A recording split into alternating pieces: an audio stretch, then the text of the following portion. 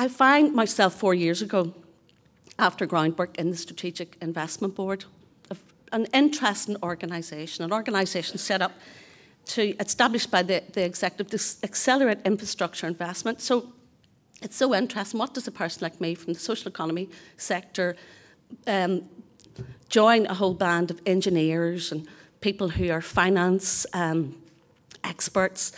And it was, to be fair, the vision of our previous chief executive in SIB, David Gaffigan, who more and more, when projects were getting built, people were asking questions: where's the benefit for local communities, local groups, local social enterprise?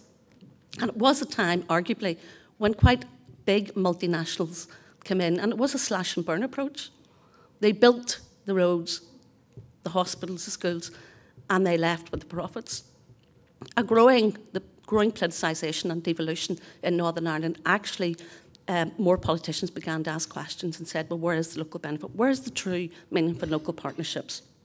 So we were built into the reform process, and that's where I arrived almost 4 years ago, to work alongside with colleagues to actually get the local value.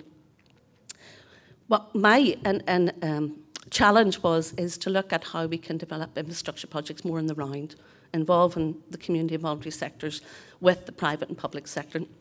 And Terence has given a very effective international example of the value that can happen. How to engage key stakeholders, not in a tokenistic tick box way, but in genuine, meaningful engagement. Why private and social collaboration? Well, as I say, genuinely people do care. Our politicians do care about their constituencies and about the wider value of Northern Ireland.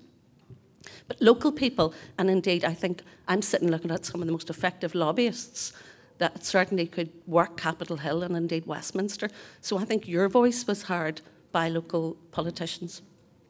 But what we did manage to do, certainly from a number of people like yourselves, but also in SIB, we managed to get social benefit in the programme for government.